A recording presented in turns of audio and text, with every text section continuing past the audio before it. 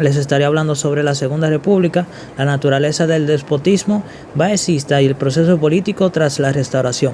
Número 1. La Segunda República.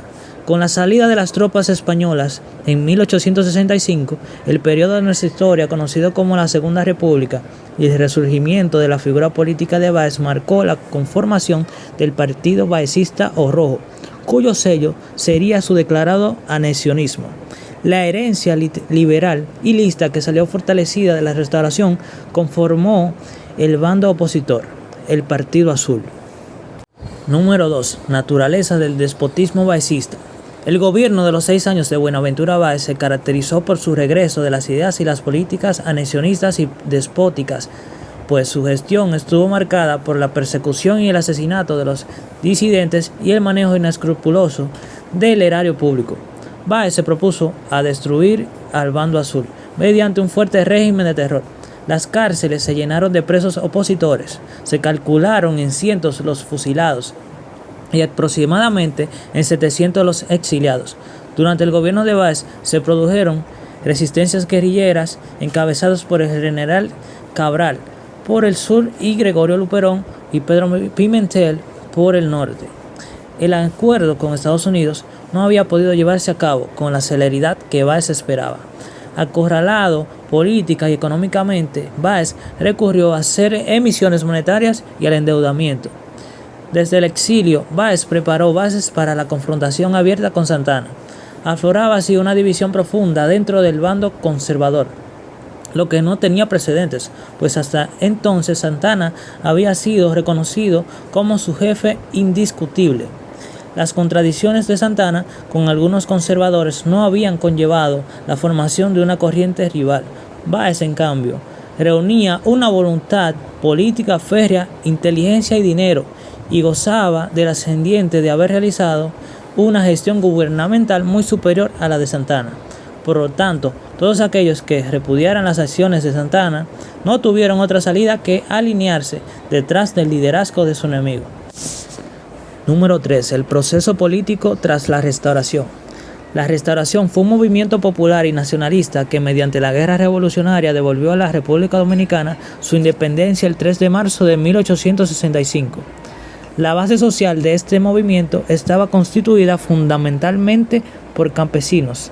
La burguesía urbana, estas clases enarbolaron la bandera del republicanismo democrático como representantes del progreso económico, social y político en su época histórica. La Restauración fue además el mayor movimiento armado que conoció el país en toda su existencia. A partir incluso de los tiempos coloniales, el 16 de agosto, los dominicanos conmemoraron otro aniversario del inicio de los actos bélicos que desataron la guerra dominico-española por la restauración de la República Dominicana, que había sido proclamada el 27 de febrero de 1844. En este estado de efervescencia, intranquilidad e inestabilidad social, política y económica, así como los constantes cambios de gobernantes y revanchismos políticos, el país pasó sus primeros 13 años de vida republicana hasta que el 7 de julio de 1857 estalló un movimiento en todo el Cibao, que es conocido en la historia dominicana como la Revolución de Julio y que terminó con el derrocamiento del segundo gobierno de Buenaventura Báez y abriendo el camino para el tercer y último gobierno de Pedro Santana. Al producirse la anexión, Pedro Santana quedó como gobernador interino de la colonia, hasta que fue confirmado en el mando en mayo de 1861, cuando la reina Isabel II reconoció oficialmente el traspaso territorial y empezó a tomar decisiones en su readquirida colonia, mandando personal administrativo desde Cuba y Puerto Rico. Pero antes se hicieron oír las protestas de países como Chile, Perú, Haití, Francia, Inglaterra, Venezuela, Alemania y Estados Unidos, entre otros. El descontento de muchos nativos que se oponían a la anexión nunca se apagó, y por el contrario, todas las medidas y accionar de los españoles contribuían a incrementar el sentimiento patrio y muy pronto comenzaron los focos de resistencia que luchaban por el retorno a la vida republicana, que con sus virtudes y defectos garantizaba por lo menos un mínimo de libertades e igualdad entre los ciudadanos. España en ningún momento cumplió con los acuerdos que fundamentaban la anexión y las medidas económicas y represivas en contra de la población. No solo traspasó la administración del país, sino también lo militar, sino que también volvieron medidas esclavistas y raciales, donde hasta la Iglesia Católica desconocía a los sacerdotes dominicanos. Mi nombre es Romilka y le voy a estar hablando del régimen de los 6 años de Báez. El gobierno de los 6 años de Buenaventura Báez fue un periodo de gobierno que se caracterizó por ser dictatorial. Los asesinatos políticos y las irregularidades en la administración de los fondos públicos fueron de sus estampas. Durante su administración, el presidente Báez también hizo esfuerzo por ceder o arrendar la bahía de Samaná a Estados Unidos. El gobierno de los 6 años terminó en enero de 1874. Buenaventura Báez fue el único político dominicano que en el siglo pasado ocupó la presidencia de la República Dominicana en 5 oportunidades.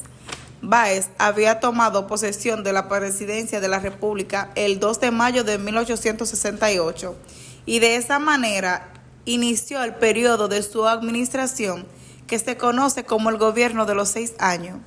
Había regresado de Curazao, donde se encontraba exiliado el día 29 de marzo de 1868. Otorgó el presidente Báez los títulos del dictador y gran ciudadano. Los grupos opositores de Báez, Partido Azul y Partido Rojo. Báez intentó anexionar el país a Estados Unidos y él fue más dictatorial de sus gobiernos.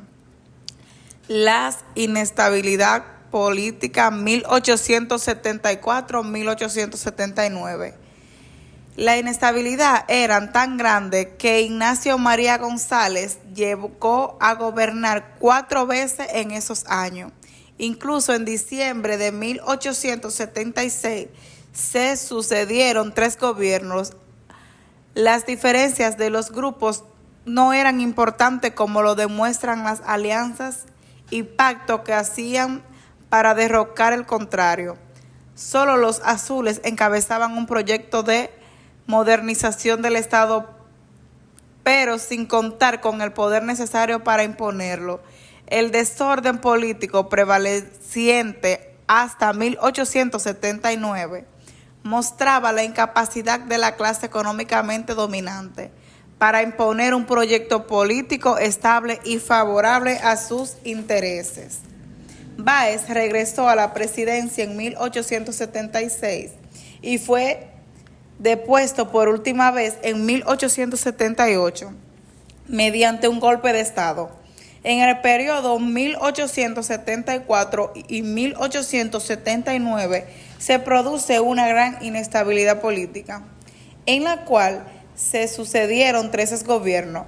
Báez asume el gobierno provisional en 1876 y luego la presidencia de la República por mandato de la nueva Constitución de 1877. Bajo el gobierno recibió el respaldo de connotados intelectuales de la corriente liberal azul de la época, quienes deseaban implementar la democracia, la paz y el orden. Naturaleza del capitalismo local. El capitalismo se considera un sistema económico en el cual el dominio de la propiedad privada sobre los medios de producción desempeña un papel fundamental. Como dijo Adam Smith, el filósofo del siglo XVIII, padre de la economía moderna, no es de la benevolencia del carnicero, cervecero o panadero de donde obtendremos nuestra cena, sino de su preocupación por sus propios intereses. Gracias. La industria azucarera en la República Dominicana data desde la fundación de la colonia, específicamente a partir del gobierno de los padres Jerónimos, a principios del siglo XVI, quienes apoyaron su desarrollo mediante el otorgamiento de préstamos para la siembra y el procesamiento de la caña de azúcar, que había sido traída al país por Cristóbal Colón en su segundo viaje.